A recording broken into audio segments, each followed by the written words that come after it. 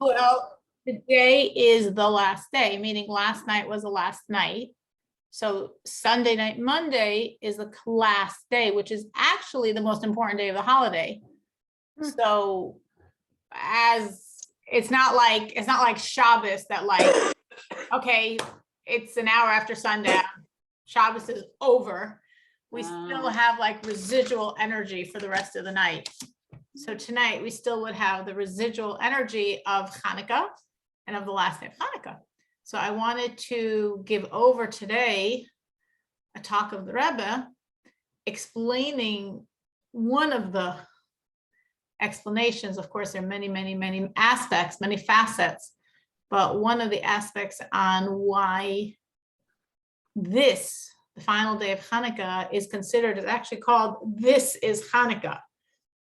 In the Hebrew, we say, Zos, this is Hanukkah, referring specifically to the last day. So the final day of the holiday, oh, this is it. Today, this is finally it. You got Hanukkah. This is Hanukkah. And so it's a classical question, of course, like why? You know, we have the menorah burning so beautifully with 8 lights, but why? Why does that make this the holiday, this Hanukkah?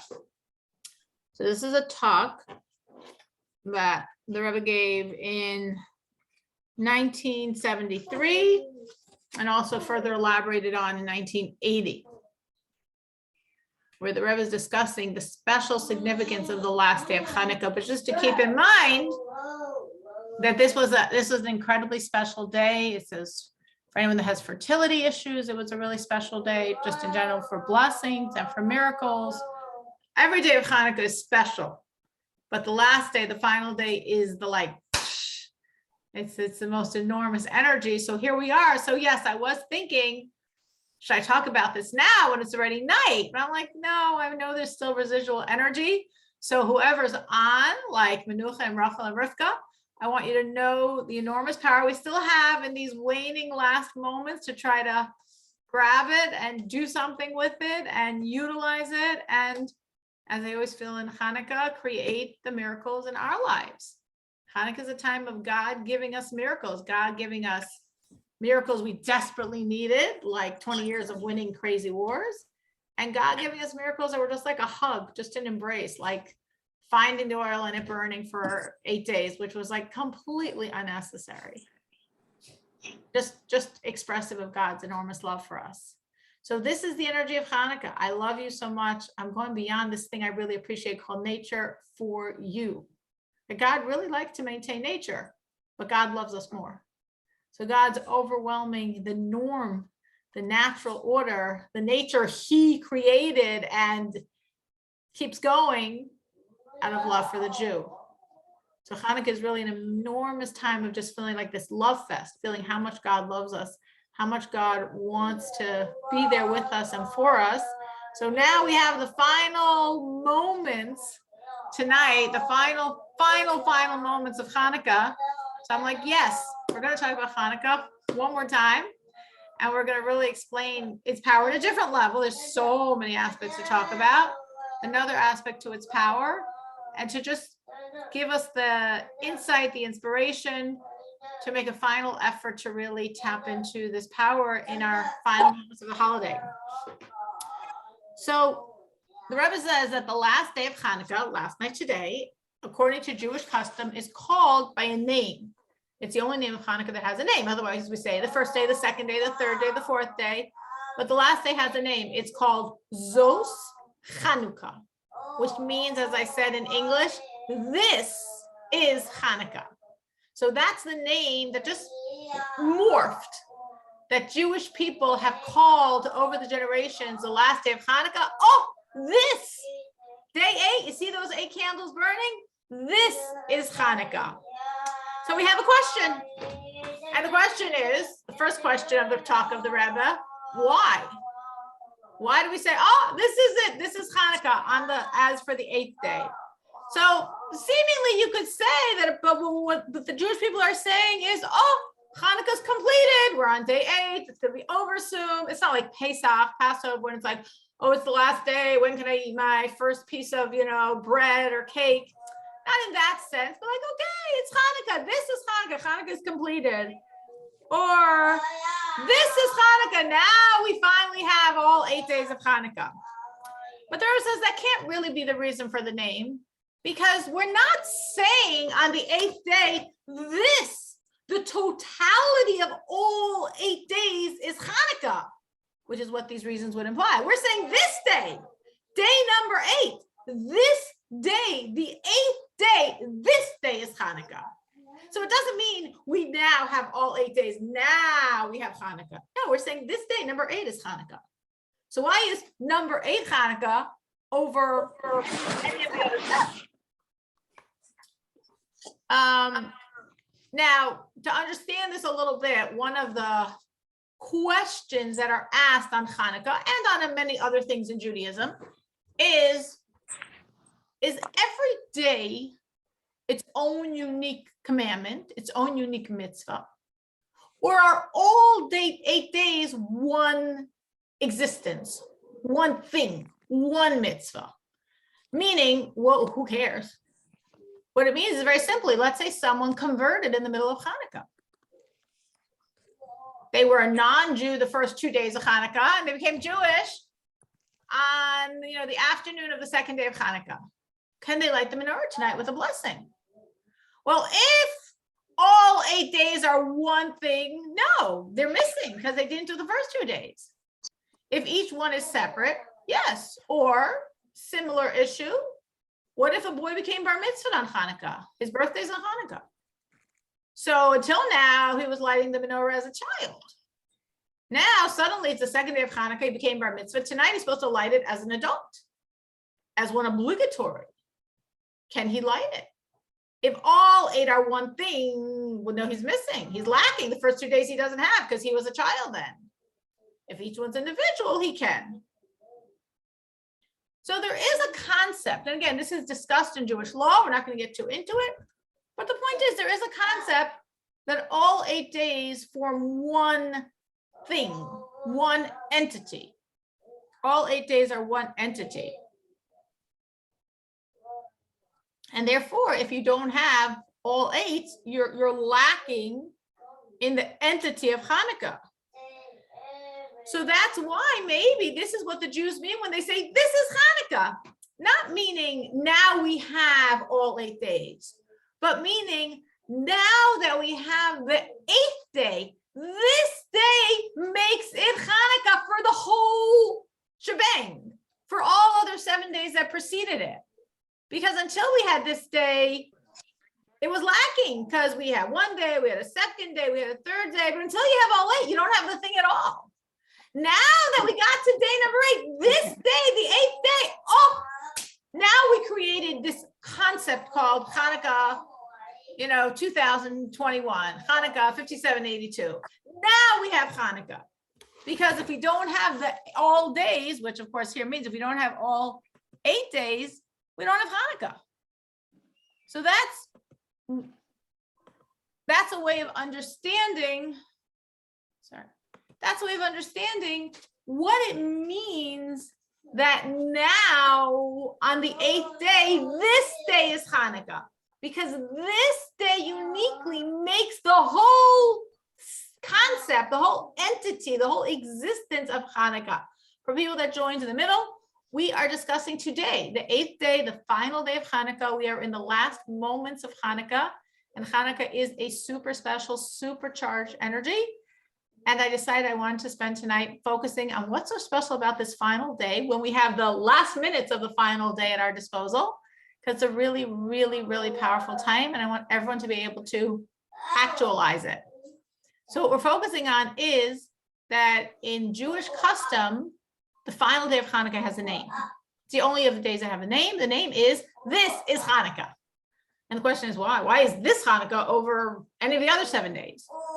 And the Rebbe is saying now that maybe the reason we say this is Hanukkah is because since Hanukkah in essence is one thing, we don't have it on the first day, we don't have it on the second day, we have pieces of it, pieces of it, pieces of it, pieces of it. When we get to day number 8, now we have all the parts, now we have all 8. So on this 8th day created the entity called Hanukkah. This now is Hanukkah. which we can connect to the dedication of the tabernacle.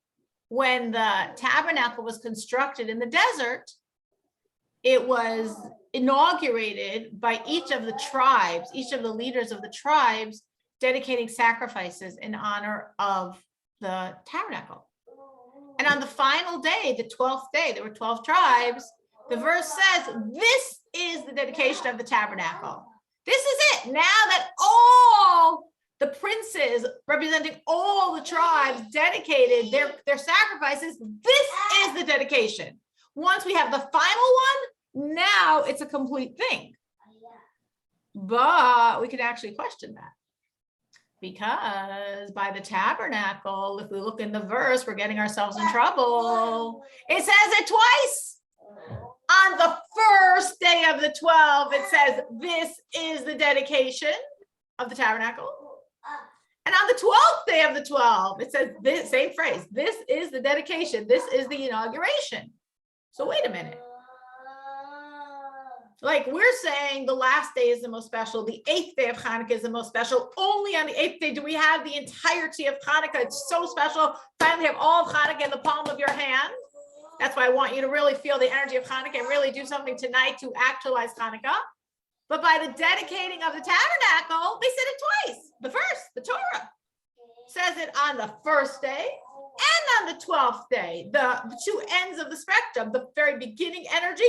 Oh, this is now the inauguration, and the very last day. Oh, this is the inauguration, which sort of makes sense because the most special day in essence is the first. It's beginning the whole thing. And the last, it's completing the whole thing. So we understand why the Torah would say the first day and the last day. But that doesn't work by Hanukkah. Because by Hanukkah, we don't say on the first day, oh, this is Hanukkah. It's not. We don't say on the last day. So why, by dedicating of the tabernacle, we say it the first and the last, which makes sense. But by Hanukkah, we only say it the last day. We don't emphasize the first day as anything special. We only say the last day is super special. So let me just recap for some people that came on while I was saying this, just to make sure it's clear to everyone. We are talking about the last day of Hanukkah, which is today, which is super special. And that's what we're talking about it. We have a few moments left tonight till you go to sleep. Enjoy the Hanukkah energy and do something to make it happen, to create miracles in your life. And in honor of that, we're discussing why today is so special. And we know it's special because it's actually the only day of Hanukkah that has a name. Its name is, this is Hanukkah. And the Rebbe question, why are we saying this is Hanukkah? This over any other day? Why is this Hanukkah? And the answer the Rebbe gave us is because all of Hanukkah is one entity. But we only have that entity on the last day. Because until the last day, we only have a piece. Yesterday, we had 7 out of the 8 pieces. We still didn't have Hanukkah because Hanukkah is one entity of all pieces together. Like if you have a 10,000 piece puzzle, until you have all 10,000 pieces, the puzzle's not done. I don't care if you have 9,999 pieces and oops, someone lost one. You need all the pieces for the puzzle. So we need this last day. So this day is Hanukkah because this day completes the whole package. And with this day, we can now say we have Hanukkah. So this day is very special. It completes and therefore creates the entity of Hanukkah. It completes Hanukkah and therefore creates Hanukkah. Because only on this day do we have Hanukkah. So today is very special. And then we said, but wait a minute. When I'm comparing now Hanukkah with the dedication of the tabernacle. Now, the reason why we're comparing these two things is because they have the same name in Hebrew. They're both called Hanukkah. Because Hanukkah actually means dedication. It's one of the reasons we call this holiday Hanukkah is because that's when they rededicated the temple after the 3-year to the day defilement by the Hellenists, by the Assyrian Greeks. So the Hanukkah in the Torah is talking about the dedication of the temple. And on the first day of that dedication, it says, this is Hanukkah. And on the last day, the 12th day, it says, this is Hanukkah. Because both ends are special. The first one began the process. The last one completes it. Makes sense. This is Hanukkah. We're beginning it. This is Hanukkah. We're completing it. But by the Hanukkah, the holiday, we don't have a special name for the first day. We don't say by the first day, oh, we are now beginning a journey of 8 days, creating an entity called Hanukkah. We don't say that. We only say by the last day. Oh, now we finished Today is the last day. This day made the whole. This day is so special. With the power of this day, we created something called Hanukkah. So why, by the tabernacle, that should be our template, the Torah, we mark the first and the last, and they're both so special, and we're so excited. Why, by the holiday, we only mark the last day? We're not saying anything about the first day. That's the question. An additional question is, which, I mean, another question also along these same lines, emphasizing the same point from a different angle, is this idea that the whole holiday is one entity is not just by Hanukkah. We have it by other holidays as well, by Sukkot, by Pesach. By other holidays, we can say the holiday is one entity. But we don't see anything on the last day of Sukkot that we have a special name to proclaim. Now we created Sukkot. Now we created Passover. We only do it for Hanukkah. So what is it about the energy of Hanukkah that we want to emphasize on the last day? This is a really special day, as versus on Sukkot, as versus on another holiday. So that's one question. And the other question was, again, why aren't we doing like we see in the Torah? Emphasize the first day and the last day. No, here we only talk about the last day. That's what makes the holiday. We're not talking about the first day. Why? So these are questions the Rebbe is raising for us to more deeply understand what is special about today. And I want you to understand what's special about today so you could do something about it, because this is the end of the holiday. This is Hanukkah. We want to make it happen. So to understand that, now I'm going to talk a little more deeply. There's a very big difference between the first day and the last day. And there's a very big difference specifically in the holiday of Hanukkah. And the difference is the first day of the holiday, you have the entire holiday in front of you, potentially. On the last day of the holiday, you possess the entire holiday actually.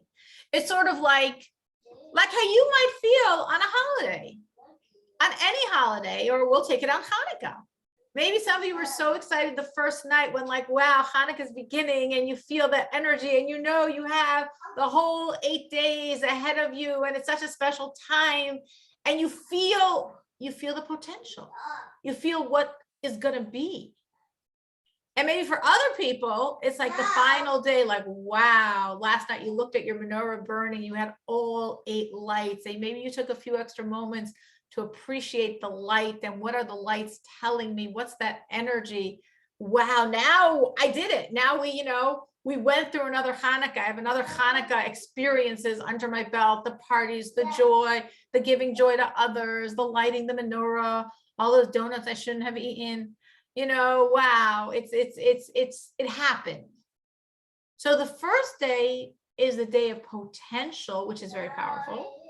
And the final day is the day that it actually, all 8 of them actually happened. Now, when we're looking then at the idea that the last day is different, what we're really saying is this is Hanukkah because this is the day when we have it all in actuality, not in potential. Meaning the first day is very special. The first day of anything is very special. You think of like the first day of school versus the last day of school of a year. You don't have to think of your entire career in college or high school or elementary school, but even of 1 year of school. So the first day, it's like so exciting. It's so fresh. Any teachers out there, the first day, they all pay attention, take notes if you're not wasting the time you're teaching something. Everyone's like, their uniforms are new and their notebooks are new and their pens are new. And there's this freshness and potential. This is the year I'm going to do it right. This is the year I'm going to pay attention. This is the year I'm going to succeed. And it's like that for many things in life. That first day, like birth, is potential. What will be with this life? What will be with this child? What do you have at the last day? What was? What was? The last day of the year, the end of a person's life, the last day of Hanukkah. I have in my hand what was. So the first day is very special, but the last day is far more impactful because the last day is not the beautiful potential. The last day is actually, what was? I have it. I possess Hanukkah. I went through 8 days of the holiday. I have in my hands the reality of Hanukkah. And we see in Hanukkah specifically an emphasis on that special quality, meaning, if we want to be philosophers for a second, we could debate this issue. What's more special, potential or actual? You can say, well, that's a silly question. But let me ask that silly question. What's more special, potential or actual? Any thoughts on that question? The potential of something? Again, like think of the moment of birth, when you have the potential of life, the moment of passing, when you see the person that they lived, what they accomplished. They're both very special moments. Which is more special?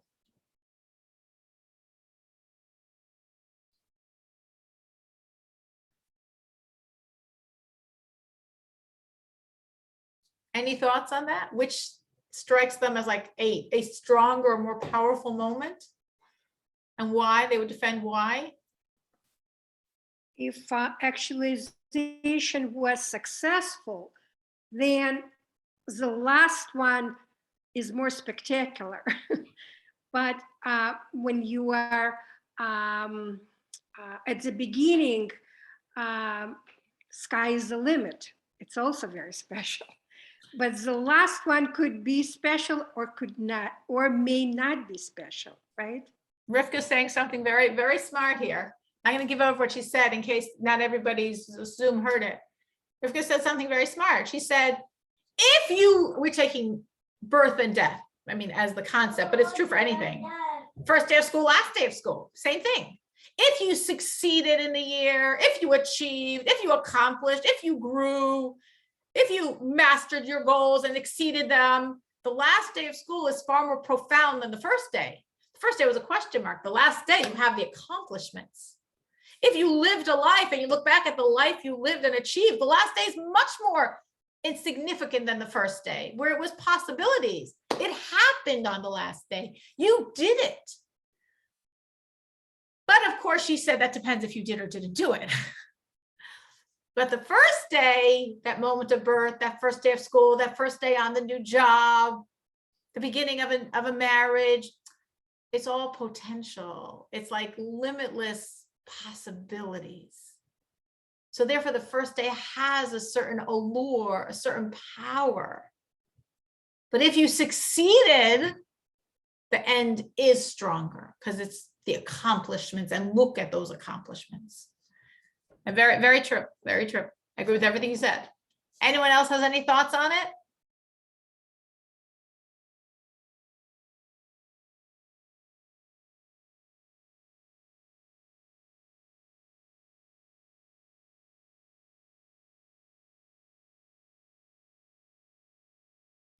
See, you did such a good job, Rivka. Nobody feels they could like add to that because you said it so well. So I'm going to now raise the ante a little bit in this concept. Because what Rivka said is, and she's correct, 100% correct. Like, again, we don't have to take life and death. That might be like a little morbid here, but taking like beginning of a career to the end, beginning of a year of school to the end. In the beginning, there's potential, which is exciting, but it might not happen. In the end, it's very powerful if it happened. Now, but we're talking actually about Hanukkah. We're talking about a holiday, which means we're talking about a godly energy. So in a godly energy, it's different than in a human endeavor. What's the obvious difference between a godly manifestation, potential, actual, versus a human endeavor? That Rivka really raised very correctly about the human endeavor, but it's not applicable by godly pursuits.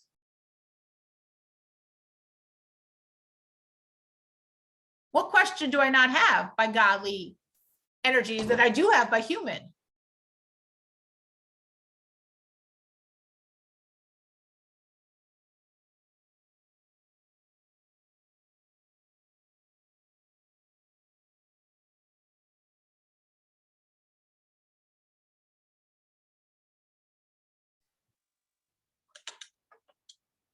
by God, there cannot be any failure at the end. Exactly.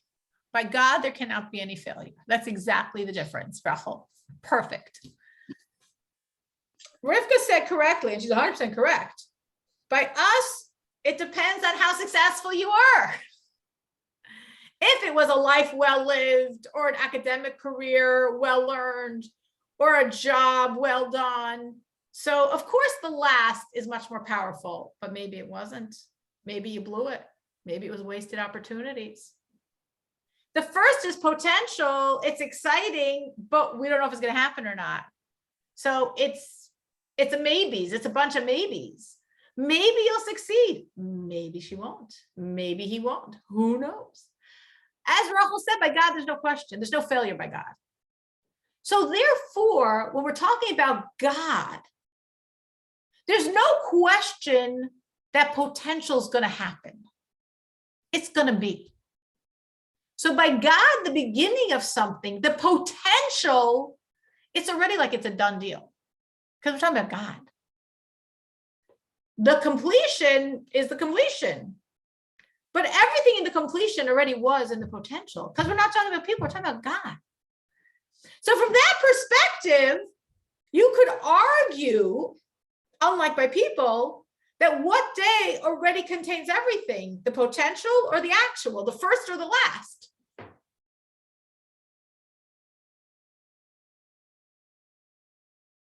By God, not by us.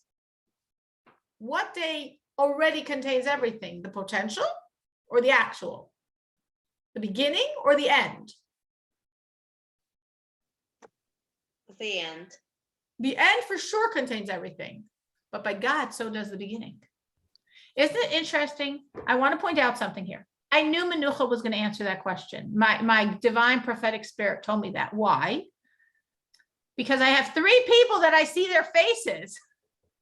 Rivka, whose one face I see, answered the first. Rachel, who I see her face, answered the second. And Menucha, who I see her face, answered the third. So there's something when you see the face, when I see the face, you're also like more focused.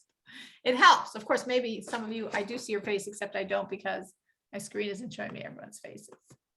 No, my divine spirit was correct there. So that was just a little commercial. By us, by humans, until you did it, we have no clue. Maybe it's going to be a success. Maybe it's going to be a washout. You're going to make an event. Maybe no one's going to show up. Maybe it's going to be overcrowded. You're going to have a party. Maybe the food is going to be amazing. Maybe it's going to be a flop. You won't know till it's over.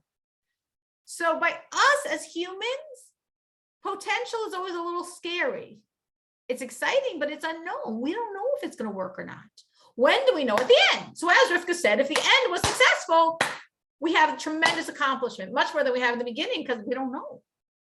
But as Rachel said, by God, there's no mistakes. By God, there's no failure. So by God, unlike by us, from the first moment of potential, we're done. It's a done deal.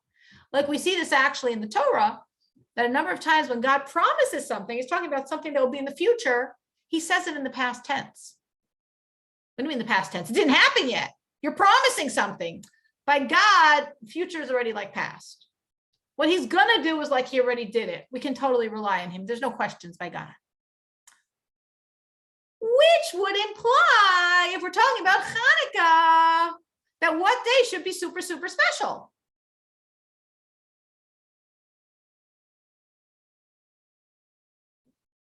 The first. By us, in our life, in our endeavors, the most special day, if we succeeded, is the end, the culmination, the completion. I look at my success.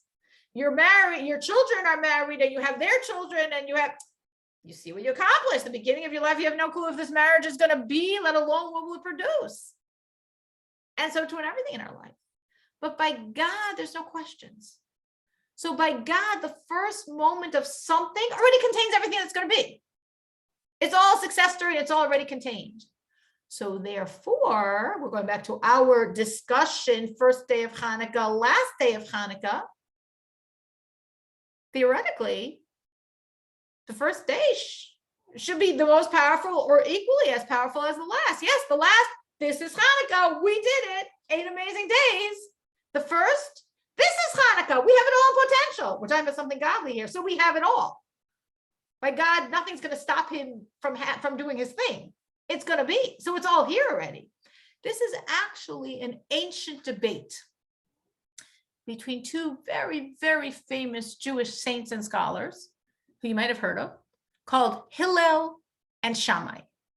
Anyone here ever heard of Hillel and Sharma? Yes? Okay, you could raise your virtual hand to let me know. Or your real hand, if I can see your face.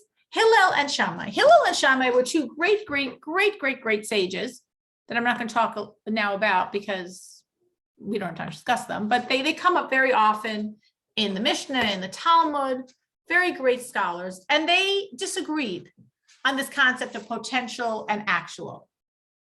And this was, we have a number of disagreements of theirs, and this is really the heart of their disagreement, the core of disagreement. What's more special? It's put in very simple terms. What's more special? Is the beginning of something more special, or is the end? And Shammai said, the beginning is the most special moment. You have it all in potential. That's the most special moment there is. And if we're talking, now again, you can understand that perspective, even in a very human perspective. You're talking about birth. The most special moment of your whole life is birth. That's when it all begins. That's when you have all the future limitless, like Rivka said, the sky's the limit. It's all there in that moment of birth. That's the most special moment. And if you're talking about something godly, even more so, because God potential is real. So the first moment when he begins something, it's all already there. It's all a done deal. Everything that's going to be is already happening now. So there's nothing more special than potential, which is why Shammai said the first night light 8 candles. Because now we have the potential for 8. And the second night light 7. We already did 1, but we have potentially 7 more. And the third night light 6. We did 3. Sorry, we did 2, but we have the potential for 6. And the last night light 1. There's only 1 potentially left because the other 7 already were done. Because there's nothing more special than God's potential.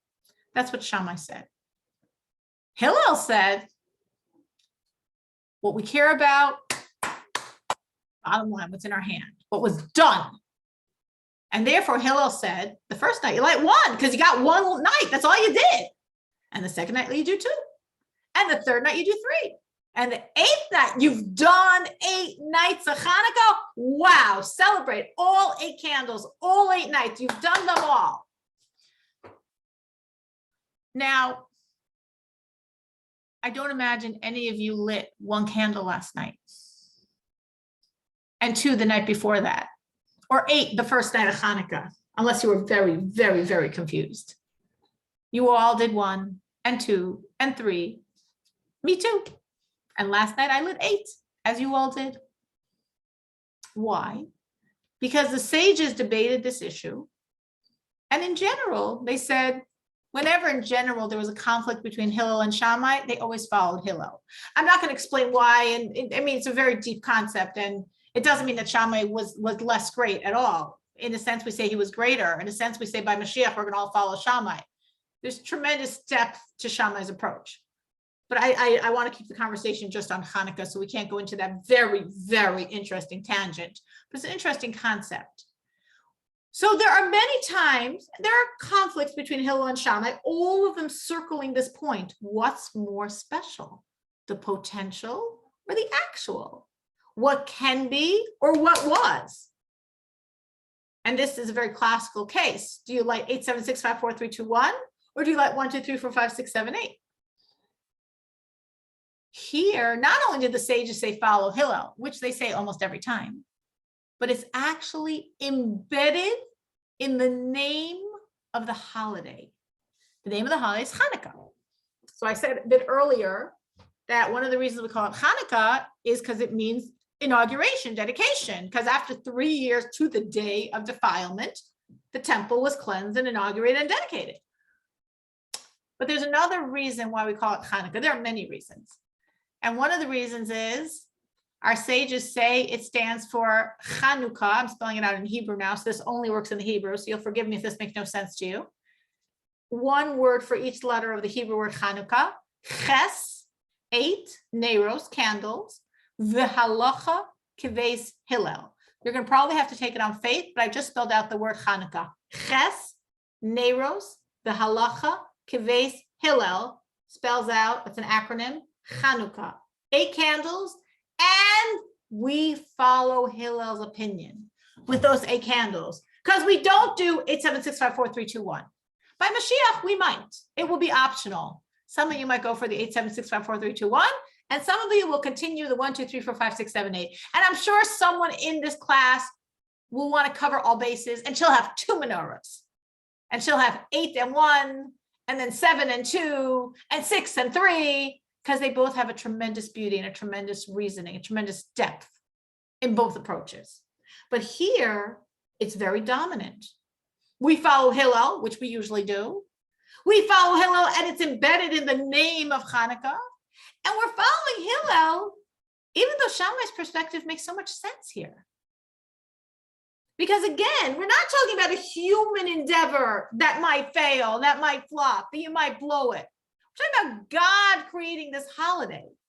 And when God gives the holiday, we have no question, it's going to be. So for sure, the first moments of Hanukkah, all that potential energy already contained everything that would evolve over those 8 days. But we don't say Zos Hanukkah on the first day. We only say it on the last. Even though everything Shammai says makes so much sense, we knock him out of the ballpark. We don't follow him. He's not in the name. He's not in how we light our menorah. And he's not in how we name the 8th day, but we don't name the first day. Again, the first day is his day. 8 candles, total potential. We don't even give it a name. The last day, Hillel's day, 8 candles, total happened. Oh, this is Hanukkah. It's very interesting if you think a little bit on this idea. Again, getting a little bit deeper to understand this. When we're focused on potential, when we're talking about something godly, the focus on potential really means the focus on God's perspective. And the focus on actuality really means the focus on our perspective. Meaning, from the very first moments of this holiday, 8 days ago, from God's perspective, it all was there. From my perspective, I only had one night. But from God's perspective, all energies of all 8 days already were a done deal. So when I focus on potential, it really, again, in a godly thing, it really means I'm very in sync with God's energy. When I focus on what I see, I'm saying it's the human factor that's dominant. And in Judaism, both are true. They both play a part. There's very much a God energy, and there's very much a human energy. Meaning, like let's say Torah. On one hand, it says the words of Torah can never become impure. Why? Because they're God's words. So since they're God's words, no matter what happens to them, they'll never be impure. I'm focusing on a God energy there, not a human energy. On the other hand, we say about Torah, for example, if a rabbi gives up on his honor is put aside because he's human. And if he's willing to give it up, it doesn't exist anymore. So he's the rabbi, he's representing Torah. Yeah, but he's human. And his humanity is part of the process. So when we look at Judaism, we really see both aspects. We really see that from certain perspectives, in this world, we still can feel, can smell, can sense the God energy, which is the energy of potential. But in other aspects of Judaism and Torah, we feel very strongly the human piece, our piece. It's like a Jew's life is a synergy of God and the Jew. Judaism is a synergy of God and the Jew. Our whole faith, our whole Torah is a meeting ground of God and the Jew. And when I'm thinking about the God end, that's the potential end. That's the possibilities end. That's very powerful. When I'm thinking about what happened, I'm thinking about my perspective, the human end. And that's also very relevant to me. So in a sense, we could say, going back to like what the Torah does, right? Remember the Torah, on the first day of the dedication of the temple, they say, whoa, this is the dedication. It's all there in potential. And on the last day, they say, whoa, this was the dedication. It's all there in actuality. They're celebrating both ends because both ends have what to celebrate. There's a tremendous celebration in potential, especially God's potential, which contains everything. And that's celebrating the God element in what we're doing. And then there's the end as we see it, as we experience it as humans. And that's also powerful because we're humans and what we experience is impactful to us. So both are very special. God's part is very special. My part is very special. The beginning is special. The end is special. The potential is special. The actual is special. It all makes perfect sense. But we don't do that by Hanukkah. Makes perfect sense and we don't do it. Shammai's perspective makes perfect sense. 876543321 makes perfect sense. We don't listen to him. We're going to listen to him by Mashiach, perhaps. We don't listen to him now. Thinking of potential as the God energy, that's so powerful. It is. And we ignore it. We throw it out the window. We don't celebrate the first day, especially. It's a day, every day of Hanukkah special. We don't give it a special name. We don't give it any special honors. Only the last day. So here we have such a beautiful concept. Potential, actual, they both are so special in different ways. Why aren't we like in the Torah by the dedicating of the temple and celebrating both ends? God's piece, my piece, beginning, end, potential, actual. No. By Hanukkah, we chuck all that away. We only focus as especially special on the last day, today, which is why we're doing this talk now. Why? So the reason why is because I said that when we think of the actual, we're thinking of Hugh's end. What really happened, the 8th day, we lit 8 candles. We celebrated 8 nights. We celebrated 8 days. So when I'm celebrating the 8th day and not the first, who am I saying is dominant here? God's piece or my piece?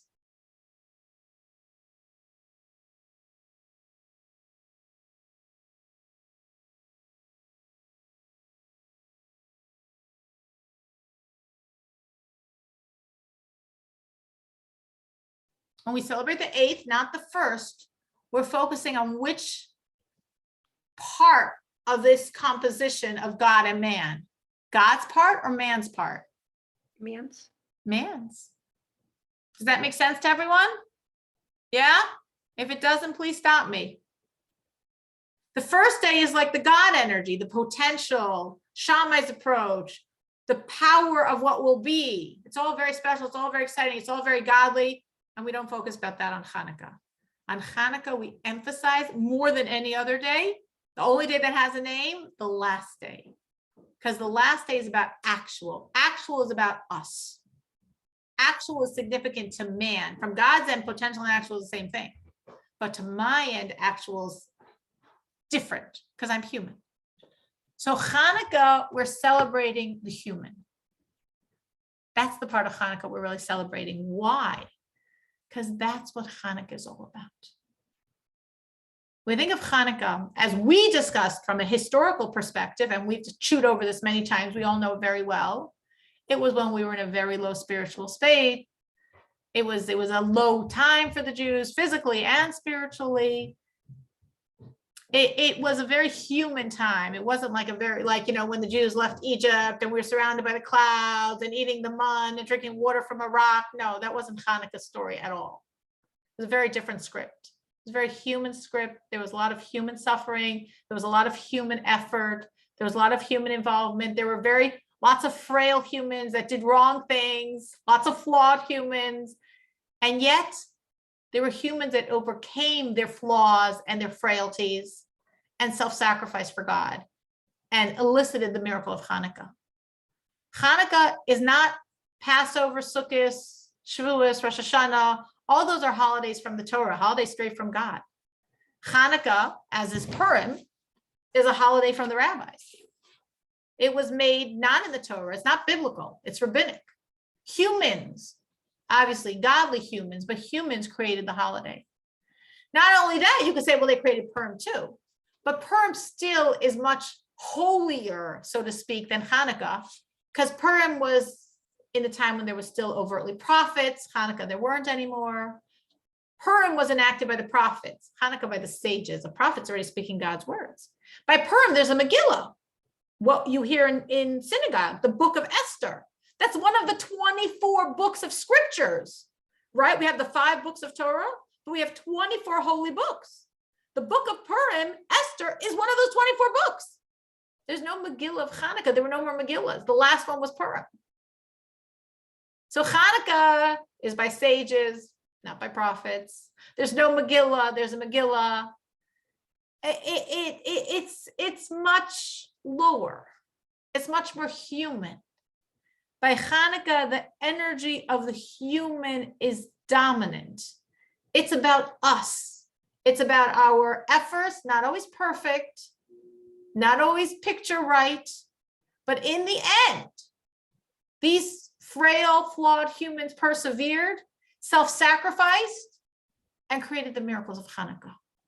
So Hanukkah is a time made by the humans, made by Jews, humans, that suffered, that made mistakes, but that also connected to God on such a deep level that elicited the miracle of Hanukkah.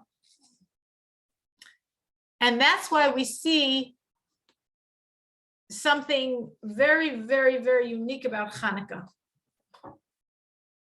which makes no sense, but is very deeply in sync with everything I just said. It's about spirituality more than anything else. Like even again, comparing Purim and Hanukkah. Purim, it said, was on the body of the Jews. Hanukkah was on the soul. So by Purim, we were on a higher level. We were. I mean, the beginning of Purim, of course, the Jews were not. They sinned.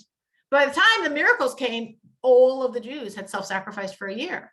By Hanukkah, many of the Jews, as we know the history very well, were Hellenists, remained Hellenists, continued to be problems, and made more problems for us after all the miracles. It's really weird how they could know about oil burning for 8 days and not completely return to God, but somehow they managed to not.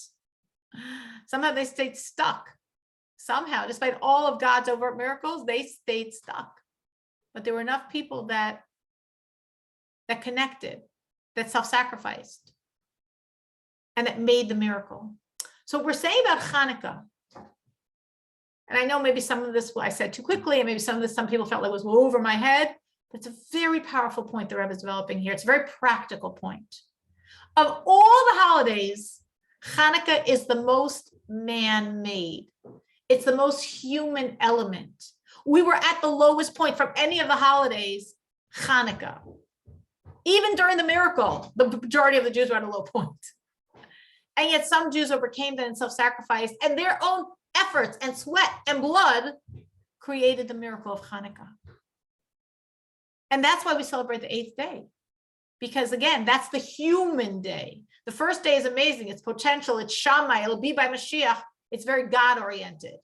But the 8th day is what's most impactful on the human level. And Hanukkah is a celebration of humans turning to God. And we see this very powerfully in how the Jewish people celebrate Hanukkah. So let me tell you a secret that you might know, because I might have told you already. Or you might know, even though I never said it, or you might not know. How everyone on this group lit their menorah for the past 8 nights was way beyond anything God was asking you to do. Especially if you had multiple people in your houses and lit multiple menorahs. If you had several men in your house and lit several menorahs. According to Jewish law, what you need to do was every night light 1 candle. And if there was 20 people in your house, it doesn't make a difference. 1 candle for all those 20 people, you all did the mitzvah menorah. Let me tell you something. I don't think any of you lit 1 candle each night for the last 8 nights. I bet you lit 1 and then 2, not 8, 7, 6, 5, 4, 3, 2, 1, but you lit 1 and 2 and 3 and 4 and 5 and 6 and 7 and 8. And last night you all lit 8 candles, I bet. And if there was a number of people in your house, you could have lit multiple menorahs. That is going above and beyond the law. Normally in Jewish law, there's the law, and then there's above the law. The Hebrew term for above the law is called mahadrin. Like it means you're beautifying. You're doing it in a much more beautiful way than the law demands. Only uniquely by Hanukkah do we have a term that we have nowhere else in all of Jewish law. It's called mahadrin min ha-mahadrin, which means above and beyond. Again, according to Jewish law, light one candle per household. Going beyond that, every single male lights like one candle. Going above, beyond that, every night you add a light. So if you had, like I had last night in my house, my husband and Dov Bear who lit, and Moshe who lit, and the Vremel who lit. So I had 4 menorahs, each one that had 8 lights on it. According to Jewish law, I needed 1 menorah with 1 light. I had 4 menorahs with 8 lights each. That's beyond. And what's incredibly cool is that's how all Jews behave. That's how all Jews behave. And Hanukkah, you light a lot of menorahs, and every night you add a light. So why is it, a lot of times there's what the law demands and then a better way to do it. And almost everything in Jewish law, there's what the law demands and a better way to do it. And usually most people do what the law demands. And some people that are very invested and really, prioritizing their Judaism or for whatever other reason, they go like first class and they do much beyond what the law demands. But in Hanukkah, uniquely, everyone does. The better way is the way that Jews celebrate Hanukkah. All Jews celebrate Hanukkah. Very Orthodox Jews, Jews that are not affiliated with anything. They also, when they light a menorah, light 1, 2, 3, 4, 5, 6, 7, 8. And they also have multiple menorahs in their house. Why? Because of the energy of today, because of the idea of Zos Hanukkah, because of the idea that Hanukkah is about humans reaching up and making a difference. Humans changing things, humans creating miracles. And because this is a man-made miracle, it impacts us in a way more deeply than any miracle God could ever give us. So when we had the party in my house last week, which was very nice, I was so happy for everyone that came, and you gave me such Hanukkah joy. I know everyone that couldn't come was probably very COVID conscious, and that's fine, and I respect that. But I was so happy for everyone that came. And we spoke about miracles. And we did touch on this idea of we creating the miracles. Obviously, miracles come from God. Hanukkah's miracles came from God. We didn't make the miracles that there was a flask of oil that was found when they were all defiled, that oil burnt for 8 days, not one, that we won for 20 years wars that make no sense. Like West Point says, I can't teach any of these Jewish wars. They make no sense. There's nothing to teach. We didn't make those miracles, but we did. Because we created the self-sacrifice, the turning to God with our dirt, with the mud on our boots, so to speak, with a very human people. We still lifted ourselves up to God in a way that created the miracles of Hanukkah. And when we make the miracles, they affect us much more than anything God's going to give as a free gift. Just like if you could think in a very simple metaphor, if you let your child do something, which means he's going to make a horrible mess, but you're going to have to clean up afterwards, probably after he officially cleans it up. And it's going to be whatever. But he did it. And there's nothing that affects him as much as the fact that he did it himself. Right? You have this all the time with our children. I have this all the time with my children. If I just let them do it, it's much harder for me. It's easier for me to do it myself. But I know it's far more beneficial for them because they're doing it themselves. So it's much more significant. It affects them so much more. That's Hanukkah. God and us. And here Hanukkah, God said, okay, you guys do it. It's not Passover, Shavuos, Sukkot, straight from God. It's not even Purim, prophets that speak God's words. It's Hanukkah. It's the most human of all of our holidays. And that's why we celebrate today, the final day, because again, today represents from the human end, we did it. We have 8 days on our belt. Yes, from the first moment, it all existed, but that was God's end. Hanukkah isn't about God's end, it's about the human end.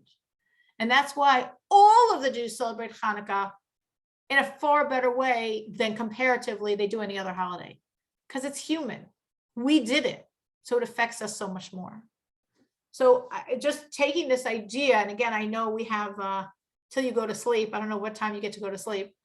You have however many moments or hours left of the holiday, but that's the energy. So when you turn to God now, each of you, from your frailties, from your weaknesses, from your very human space, I'm from my very human space, not picture perfect, very human, very flawed, but very special to God. Because I'm human, because I'm flawed, because I have weaknesses. And despite them, I still am turning to God. So when we turn to God from that space of God, I'm very human. Hey, you made me human. Hey, you made me very flawed. But I'm overcoming some of my weaknesses. And I'm turning to you, recognizing I'm weak, recognizing I'm human, and recognizing how much you love me. And specifically because of my humanity. Like again, going back to that metaphor of the child, when Beryl scribbled, he said sun, moon, clouds. I don't think he did stars, I think he did sun, moon, clouds.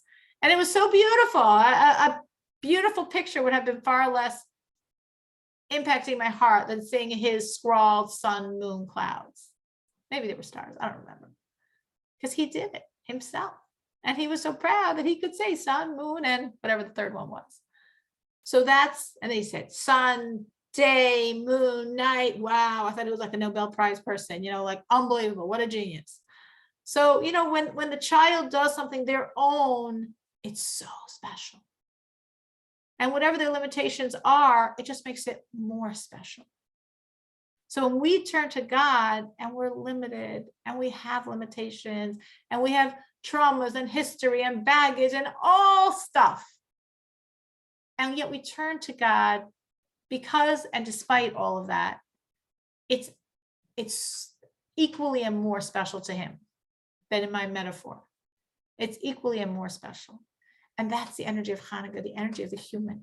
So that's why I want to teach this tonight, which might seem strange because, hey, like, why are you bothering? This is it. Tomorrow's already not Hanukkah anymore. And I was a bit thinking I'm not going to bother. And I was a bit saying, no, I want to do it tonight because this is it. When the class is over, every one of you can pull out of yourself something and say, this is the last moments of Hanukkah. I want to turn to God as a human with my flaws and try to take a step closer to God and know that man creates miracles. Man created miracles, Hanukkah. If you ever want to hear more about man creating miracles, you can have Chava talk. She always shares with us these amazing miracles she created, and it's so special for exactly this reason. Sorry, I'm putting Chava on the spot, but I've heard a few from her in the class. We've all heard them. I'm not saying anything private. And it's just so special because we're creating miracles. So this is Hanukkah. When we turn to Hashem now, tonight, the class is over, each one of you can turn to God and you could say, yeah, I'm weak. And for me, this is a huge effort and I'm flawed. But I know whatever I do is so precious for you. And whatever I do is really going to have a tremendous response from you. Maybe because of my weakness, because of my limits. As I step closer to you, every step is so, so precious to you. And it's Hanukkah. And this is the energy. This is the time. It's a time of miracles and it's a time of man-made miracles. And it's a time when flawed, frail human beings made those miracles. So it's really, really special to take advantage and think of some way you can create miracles tonight for yourself or for other people. But thank you so much. Bella turned on her screen. Rena turned on her screen. That was so nice. You see my commercial worked. People said, yes, yes. I'll look at you. I'll let you look at me. I really appreciate it. It's so much nicer to speak to faces than to black screens, but that's okay. I'm glad everyone that comes on. If I was on, I probably also would have this black screen, so I totally relate. And just take advantage. This is the time. This is now. And I hope we all create tonight Don't forget, before you do anything else, don't move. Create your miracles, turn to God, give him from your limited self, walk toward him and say, I want to be your partner in making a miracle. Because Hanukkah is about man-made miracles. That's the energy of Hanukkah, and it's most dominant today. It's most dominant tonight. So this is now the time to make that miracle for yourself or make that miracle for someone else in your life. Thank you so much for joining. Thank you. Thank you. And I you, look forward to Sarah. hearing great stories next week, right? Because everyone's going to share. I want to hear all the stories. Thank Thank you. you. Good Amen. night. Enjoy the night. last moments. Good Good night. night. Good night.